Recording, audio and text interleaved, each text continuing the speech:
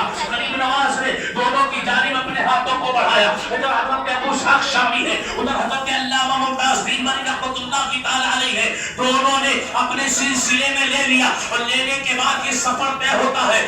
9 مہینہ مسلسل غریب نواز سفر طے کرتے رہے. بغداد معلیٰ پہنچے, جامع مسجد میں آئے تو دیکھا کہ ایک پیر و مرشد ہے جن کا نام حضور خواجہ عثمان ہارونی ہے. ان کی بارگاہ میں حاضر ہو گئے. حاضر ہونے کے بعد میں کہا میں آپ سے بیعت ہونا چاہتا ہوں. معین الدین تم مجھ سے بیعت کیوں ہونا چاہتے ہو؟ تم تو ممتاز دین بری سے ہو چکے ہو, ابو اسحاق شامی سے بیعت ہو چکے ہو. کہا نہیں میں آپ کی صحبت میں رہنا چاہتا ہوں. اب پیر دیکھیے کیسا با کمال ہے, مرید بھی کیسا با کمال بننے کے لیے جا رہا ہے. میں آج کل کے پیروں کے چکر میں نہ پڑے. حضور غریب نواز جن کا نام معین الدین چشتی حسن سنجری ہے, بغداد معلیٰ کے اندر 19 سال 6 مہینہ مسلسل حضور خواجہ عثمان ہارونی کی بارگاہ میں رہے. حضور کی بارگاہ میں رہنے کے بعد میں رات کا وقت دیکھا تو عبادت کا وقت تھا, تو عبادتیں کرنا شروع کر دی. دن کا وقت دیکھا قرآن کی تلاوت کا وقت تھا, کرنا شروع کر دیا. 19 سال 6 مہینہ ایک رات ایسی نہیں آئی جس میں تمہارا غریب نواز سویا ہو, رات کو اس نے آرام کیا ہو.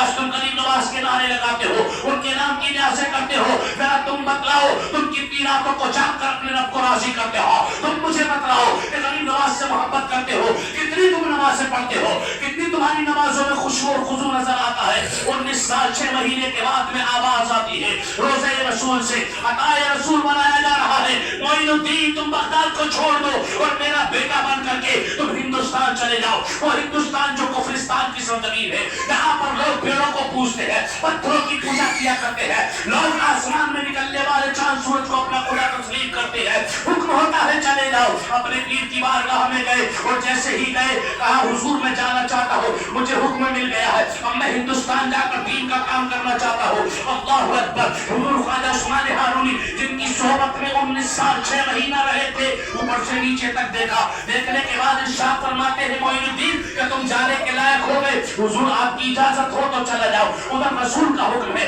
ادھر پیارے دوستو رسول کی اولاد خواجہ عثمان ہارونی کا حکم ہے. آپ نے کہا آپ کی اجازت ہوگی تب چلا جاؤں گا. کہا ٹھیک ہے, آج رات نماز تہجد کے وقت ملیں گے. حضور خواجہ عثمان ہارونی نماز تہجد سے فارغ ہوئے. ہونے کے بعد میں ادھر غریب نواز بھی نماز تہجد سے فارغ ہوئے, کھڑے ہو گئے. کہا حضور اب کیا حکم ہے؟ کہا میں تمہیں دیکھنا چاہتا ہوں. اللہ اکبر. جب اتنا کہا حضور خواجہ عثمان ہارونی نے اپنا سیدھا ہاتھ بڑھایا اور ان 2 انگلیوں کو کھولا. کھولنے کے بعد کہا ذرا معین الدین ان کے درمیان دیکھو.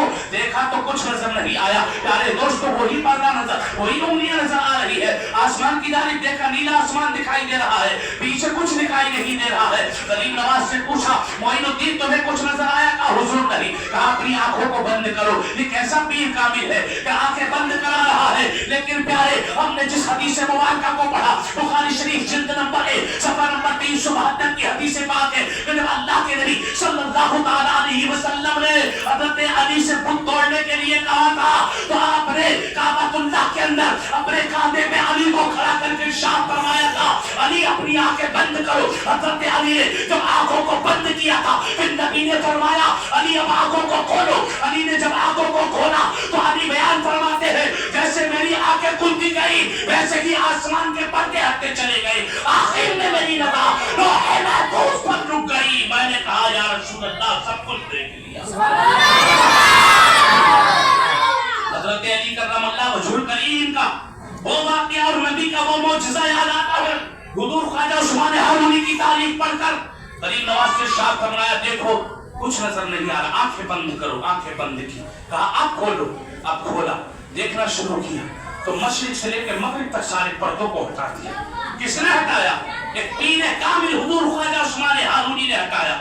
آسمان کی جانب انگلیوں کو کیا اور انگلیوں کے درمیان دیکھنے کے لیے کہا.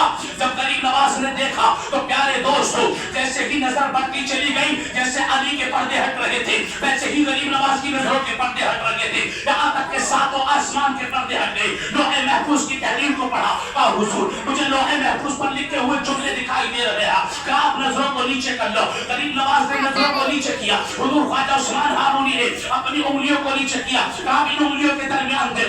دونوں انگلیوں کے درمیان دیکھنا شروع کیا. زمین کا پہلا طبقہ ہٹا, دوسرا ہٹا, تیسرا ہٹا. اس طریقے سے تحت الثری نظر آیا. حضور مجھے تحت الثری نظر آ رہا ہے. اب آنکھیں बंद करके देखो, आपके सामने मशरिक की जानिब देखते हैं, प्यारे दोस्तों तमाम पर्दे हटे हुए हैं, मगरिब की जानिब देखते हैं, पर्दे हटे हुए हैं। कहा ए मोइनुद्दीन तुम अब कामयाब हो गए हो, अब चले जाओ। मोइनुद्दीन चलने के लिए जैसे ही कदमों को बढ़ाते हैं, हुजूर ख्वाजा ने फरमाया ए मोइनुद्दीन जा तो रहे हो, कहीं वहां से पलट कर तो नहीं आओगे।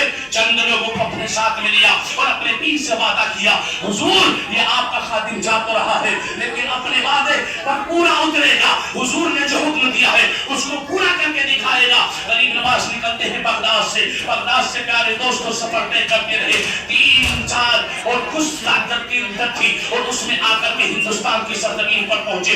दिल्ली में आकर के वीडियो बना लोग भगा देते हैं, किसी मुसलमान को यहाँ के लोगों ने देखा नहीं था, दुर्वेश को देखा नहीं था। अजीब सी कैफियत थी, गरीब नवाज के पीछे लोगों का हुजूम रहता था।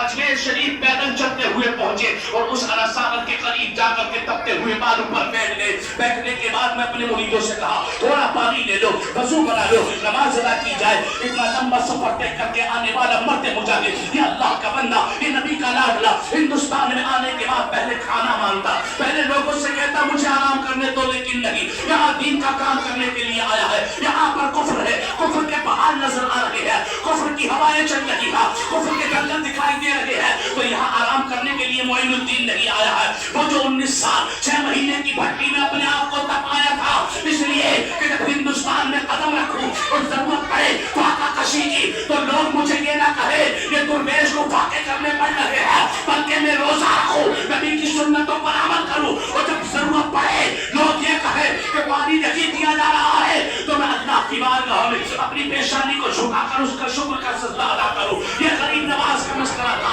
ये उनकी इमदानियत थी कि हिंदुस्तान की सरजमीन पर आए। जब सुना कि एक दुर्वेश आया है, वो मुसलमान अपने आप को कहता है, उसको भगा दिया जाए। चारों जानिब से कुफ्र था, कुफ्र के दलदल थे, कुफ्र की आंधियां लगी हुई थी। गरीब नवाज मर्द मुजाहिद तन मुरीदों के साथ में अनासागर के करीब तपते हुए